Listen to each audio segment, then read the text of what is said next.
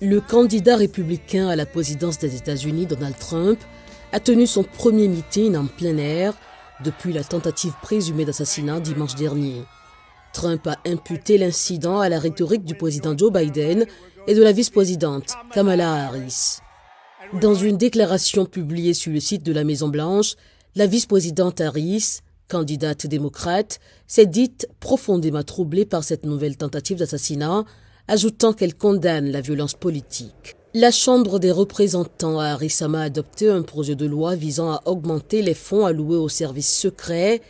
Tous les membres présents ont soutenu la mesure. Les services secrets ont reconnu avoir échoué à assurer la sécurité de Trump lors de la première tentative d'assassinat en Pennsylvanie. La formation d'un groupe de travail bipartisan chargé d'enquêter sur ces tentatives et sur les causes de cette vague de violence a été annoncée dimanche par les dirigeants démocrates et républicains. Le chef du groupe de travail et représentant républicain Mike Kelly dans l'émission This Week sur ABC.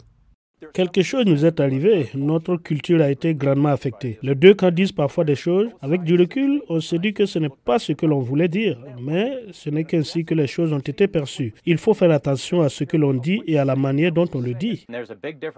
Il y a une grande différence entre le fait d'avoir des débats difficiles pendant une saison politique et le fait de condamner la violence politique et de dire qu'il n'y a pas de place dans notre société américaine pour que quelqu'un prenne des mesures de son propre chef et ait recours à la violence. Par ailleurs, Trump a continué à dire que des immigrants haïtiens à Springfield, dans l'Ohio, enlevaient et mangeaient les animaux de compagnie des gens. Des affirmations réfutées par le gouverneur de l'Ohio et le maire de la ville, tous deux républicains. Mais un message accompagné de menaces d'attaque à la bombe et de menaces personnelles ont ébranlé la communauté haïtienne. Comme nous sommes haïtiens, lorsque des nouvelles de ce genre sont publiées dans les médias, elles nous font peur. Nous sommes simplement à la recherche d'une vie meilleure.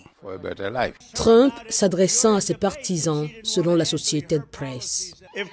Si Kamala Harris est réélue, elle va tuer à jamais le rêve américain. Elle n'est pas non plus compétente pour être présidente. Je ne veux pas être impoli. Je ne veux pas être grossier. Elle n'est pas compétente pour être présidente.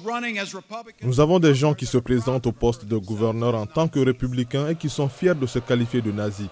Ne prétendons pas qu'il y a une différence graduelle entre les personnes qui se présentent ici.